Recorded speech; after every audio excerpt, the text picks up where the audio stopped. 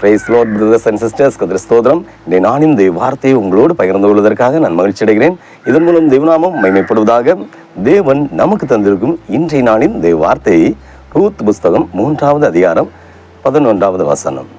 நீ பயப்படாதே, உனக்கு வேண்டியபடியெல்லாம் செய்வன். ஹல்லேலூயா. எஸ்ஸப்பா என்ன சொல்றாங்க? நீ பயப்படாதே, உனக்கு வேண்டியபடியெல்லாம் செய்வன்னு. தேவனே, இந்த நாட்களில் அநேக தேவைகளை குறித்து, போராட்டங்களை குறித்து, இந்த காரியம் நடந்தால் நல்லா இருக்குமே நினைப்போம். ஹல்லேலூயா.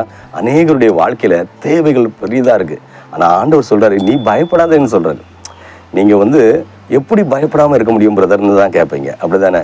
இந்த நாட்களில் பயம் எல்லா மனுஷன்ட்டு வரும். பயம் மரணத்துக்கு எதுவாக கூட வந்துடும். நான் பயத்தை குறித்து அநேக நேரம் நான் பேசியிருக்கிறேன். ஆனால் என்ன சொன்னா, ஏசப்பா பயப்படாதேன்னு நீ சொன்ன பிறகும் ஆண்டவர் சொல்கிறாரு, நீ பயப்படாது. இந்த செய்தி நீங்கள் எங்கேருந்து கேட்டுக்கொண்டு இருந்தாலும் ஆண்டவர் உங்கள்கிட்ட சொல்கிறாரு, நீ பயப்படாது. ஆண்டவர் என்னட்டே சொல்றாரு, எப்படி நான் பயப்படாத கிடையாது ஒன்று சொல்றாருன்னா, உங்கள்ட்ட சொல்றாரு, நீ பயப்படாதே, உனக்கு வேண்டியபடியெல்லாம் செய்வேன். உங்கள் வாழ்க்கையில் பிள்ளைகளுக்கு திருமணத்தை குறித்து, இல்லை சில நேரம் ஒரு ஹாஸ்பிட்டலில் போகிறீங்க, உங்களுக்கு ஆஸ்பத்திரி செலவுக்கு எப்படி இருக்க, ஒரு ஆப்ரேஷன் பண்ணணும், செலவு தேவைப்படுது. இப்படி எல்லா காரியங்களும் இருக்கும். அதே போல என்ன திருமணத்துலேருந்து ஸ்கூல் ஃபீஸ் கட்டுறதுலேருந்து பிள்ளைகளை படிக்க வைக்கிறதுலேருந்து ஒரு புதிய ஜாப் கிடைக்கிறதுக்கு நிறைய காரியங்கள் இருக்குது. உங்களுக்கு தெரியும் இப்போ எந்த சூழ்நிலையில் நீங்கள் இருக்கீங்க. அந்த சூழ்நிலைக்கு தான் ஆண்டவர் சொல்கிறாரு, நீ பயப்படாதே, உனக்கு வேண்டியபடியெல்லாம் செய்வேன். உங்களை சாப்பாடு இல்லாமல் ஆண்டவர் வைக்கவே மாட்டாருங்க. நம்ம நினைப்போம், இந்த உலகத்தில் ஐயோ என்ன காலம் இந்த உலகத்தில் பாவம் பட்டினி யாருமே கிடையாது, நான் மட்டும்தான் இந்த உலகத்தில் கஷ்டத்தோடு இருக்கிறேன்னு. பாருங்கள், உலகம் முழுவதும் ஒரு காய்ச்சல் வந்தால் டேப்லெட் வாங்க காசு இல்லாத எத்தனையோ மனுஷன் இருக்கிறான். ஒவ்வொரு தேவ பிள்ளைகளை பார்த்தாலே அநேக போராட்டம், அநேக வியாதிகள், வறுமைகள், பிரச்சனைகள், வெளியே சொல்ல முடியாத அநேக குழப்பங்கள் குடும்பங்கள்ல. ஆனா அதே அந்த மத்தியில் தான் என்ன சொல்றது, ஐசப்பா உங்களை பார்த்து சொல்றாரு, நீ பயப்படாத, உனக்கு வேண்டியபடியெல்லாம் செய்வேன். நம்ம என்ன செய்வோம், நம்ம பிள்ளைகள்ட்ட என்ன சொல்லுவோம், மக்களே ஸ்கூலுக்கு போ, நீ பயப்படாத, உனக்கு ஆண்டவர் உதவி செய்வார், உனக்கு வேண்டியபடியெல்லாம் செய்வேன்னு ஏசப்பர் சொல்றாரு. அதே மாதிரி நம்ம சொல்லுவோம் இல்லையா, மக்களே நீ பயப்படாத, நான் உன்னை எல்லா காரியத்தையும் நான் சரி செய்வேன். நம்ம ஒரு பிள்ளைகிட்ட ஒரு விசுவாச ஃபெய்த் வார்த்தை சொல்லும் போது நம்மளை படைத்த ஆண்டவர் என்ன சொல்றாரு நம்மள்கிட்ட, நீ பயப்படாத, நான் உன்னோட இருக்கிறேன். ஹல்லேலூயா. நம்ம எந்த சூழ்நிலையும் தேவ பிள்ளைகளே, இந்த உலக காரியத்துக்கு நிமித்தம் நம்ம அது நிறைய தேவைகள் இருக்கும். இந்த உலகத்தில் பெற்றோர்களுக்கு தேவை, நிறைய தேவைகள், 1-2 இருக்காது. ஆனால் அந்த தேவைகள் எல்லாம் சந்திக்க ஆண்டவர் இரட்சகருமாகிய இயேசு கிறிஸ்துவால மட்டும்தான் முடியும். ஏன்னா எல்லாரும் சொல்லுவாங்க, தாய்க்கு நிலைமை என்னன்னு தாய்க்கு தெரியும். பெற்ற பிள்ளைகளை குறித்து உள்ள கரிசனை, பெற்ற தகப்பனுக்கும் பிள்ளைகளுக்குள்ள கரிசனை தெரியும். வீட்டுக்கு என்ன செய்யணும், வெளியில் போனால் என்ன செய்யணும், நமக்கு என்ன வாங்கணும், என்ன செய்யணும், எல்லாம் தெரியும். அதான் தேவைகளை சொல்லி ஒன்று வந்துட்டுன்னா பயங்கரமாக இருக்குது. அந்த தேவைகள் ஒரு பெரிய நெருக்கடி இந்த நாட்களில் கொண்டு வருது. ஆனால் எவ்வளோ பெரிய தேவையாக இருந்தாலும் இதை யாரை கொண்டு இந்த சூழ்நிலையிலேருந்து உன்னை விடுவிக்கவே முடியாது.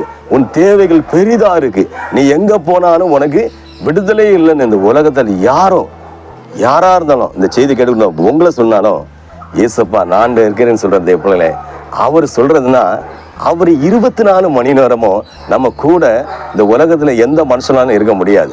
அவர் ஒரு ஆக்சிஜன் மாதிரி. இந்த பாருங்க, நீங்கள் இப்போ சுவாசிக்கிறீங்க, இப்படி மூச்சு மேலே சுவாசிக்கும் போது ஏசப்பா அந்த சுவாசத்தை காற்றை தந்துடுறாரு. இந்த காற்றை ஒரு நிமிஷம் அவர் கட் பண்ணாருன்னா உலகத்தில் ஒரு காக்காயோ பல்லியோ சின்ன குட்டி எறும்புவோ மனுஷோ யாரும் உயிரோடு இருக்க முடியாது. எவ்வளோ ஆண்டவர் 24 மணிக்கூடம் கேஸ், எப்படி ஆக்சிஜன் கேஸ் ஃப்ரீயாக தந்திருக்காரு நமக்கு. நீங்கள் அதே ஒரு ஹாஸ்பிட்டலில் போனால் ஆக்சிஜன் சிலிண்டருக்கு பணம் கட்டணும். ஆனால் 24 மணிக்கூடம் ஃப்ரீயாக இயேசுப்பா தந்திருக்காங்களா இல்லையா?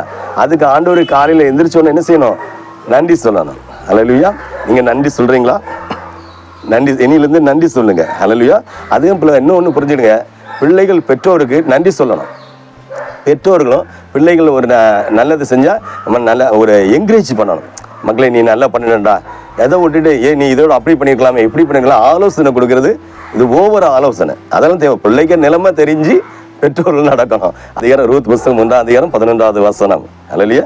நீ பயப்படாதே, உனக்கு வேண்டியபடியெல்லாம் செய்வேன். தாய் தகப்பன் என்ன சொல்லுவாங்க, மக்களால் முடிஞ்ச அளவு நான் செய்வேன்னு. ஆனால் வேண்டியபடியெல்லாம் செய்வேன் சொல்லணும்னா ஆண்டவரும் இரட்சகருமாகிய இயேசு கிறிஸ்துவால மட்டும்தான் முடியுது. எப்படி அதெல்லாம் ஆண்டவர் சமூகத்தில் இருங்க. ஆண்டவர் உங்களுடைய எல்லா காரியம், உங்கள் வேண்டுதல் எதுவாக இருந்தாலும் நீங்கள் எங்கே வேண்டுனாலும் நடக்காது. ஒருவேளை 100ல் ஒரு 10% நடக்கலாம். ஆனால் 99 நடக்கணும்னா 100 நடக்கணும்னா ஆண்டவர் சமூகத்தில் தான் வரணும். அதான் ஆண்டவர் சமூகத்தில் முட்டி போட்டு நீங்கள் வீட்டில் இருக்கீங்களா, நீங்கள் எந்த இடத்துல இருந்தாலும் சரி, வண்டியில் போயிட்டு இருக்கீங்களா, நீங்கள் இருக்கிற இடத்துல முட்டி போட்டு ஜெபிங்க. ஆண்டவர் 100க்கு 100 உங்களுக்கு வேண்டியபடியெல்லாம் செய்வார். ஐயோ இந்த சூழ்நிலையில் போகிறேன்னு இது நடக்குமா நடக்காதுன்னு நீங்கள் என்ன நினச்சிட்டு போனாலும் சரி, நீங்கள் சந்தோஷமாக போயிட்டு திரும்பி வருவீங்க. உங்கள் காரியம் எல்லாம் சக்ஸஸ் ஆகிடும். அல்லையா, நீங்கள் நல்லது நடந்த உடனே நீங்களே ஃபோன் பண்ணி எங்களுக்கு சொல்லுங்க, ஏசப்பா எங்களுக்கு நன்மையானது செய்தார்னு. அல்லையா, இனி வேண்டியபடியெல்லாம் செய்யும் தேவனிடத்தில் ஜெபிப்போமா? ஜெபம்.